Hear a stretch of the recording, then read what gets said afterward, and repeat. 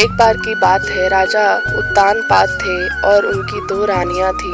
एक रानी का नाम सुनीति और दूसरी रानी का नाम सुरुचि था। सुनीति बड़ी रानी और सुरुचि छोटी रानी थी। रानी सुनीति के पुत्र का नाम ध्रुव और रानी सुरुचि के पुत्र का नाम उत्तम था। राजा उत्तानपाद का रुझान छोटी रानी सुरुचि की तरफ ज्यादा था, क्योंकि वह दिखने में काफी सुंदर थी, लेकिन रानी सुरुचि अपनी सुंदरता पर काफी घमंड करती थी।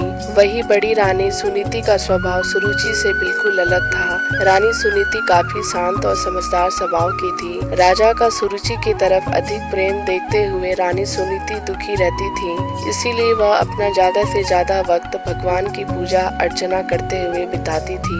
एक दिन सुनीति के पुत्र ध्रुव अचानक अपने पिता राजा उत्तानपाद के गोद में जाकर बैठ गए। वह अपने पिता के गोद में बैठकर खेल ही रहे थे कि वहां छोटी रानी सुरुचि पहुंच गई। राजा के गोद में ध्रुव को बैठे देखकर रानी सुरुचि को गुस्सा आ गया। रानी ने ध्रुव को राजा के गोद से नीचे उतारते हुए कहा, तुम राजा के गोद में नहीं बैठ सकते हो। राजा की गोद और सिंहासन पर सिर्फ मेरे पुत्र उत्तम का अधिकार है। यह सुनकर ध्रुव को बहुत बुरा लगा। ध्रुव वहाँ से रोते हुए अपनी माँ के पास चला गया। ध्रुव को रोता देख माँ काफी चिंतित हो गई और ध्रुव से उसके रोने का कारण पूछा। ध्रुव ने रोते हुए सारी बात बताई। ध्रुव की बातें सुनकर माँ के आंखों में भी आंसू आ गए।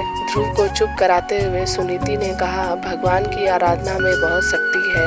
अगर सच्चे मन से आराधना की जाए तो भगवान से तुम्हें पिता की गोद और सिंहासन दोनों मिल सकते हैं। माँ की बात सुनकर ध्रुव ने निर्णय कर लिया कि वह सच्चे मन से भगवान की आराधना करेंगे। ध्रुव अपने महल से भगवान की प्रार्थना करने जंगलों की तरफ निकल पड़े। उन्हें रास्ते में ऋषि नारद मिले। छोटे से ध्रुव को जंगल की तरफ जाता देख नारद उन्हें रोका।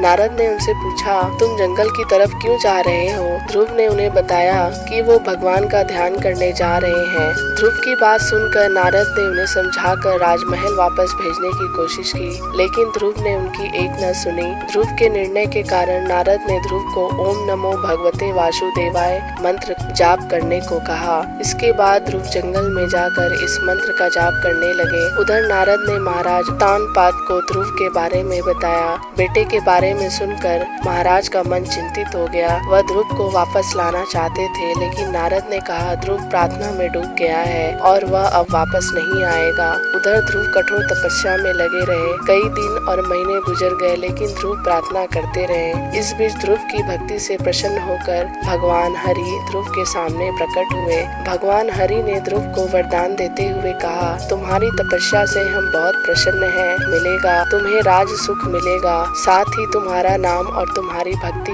हमेशा के लिए जानी जाएगी।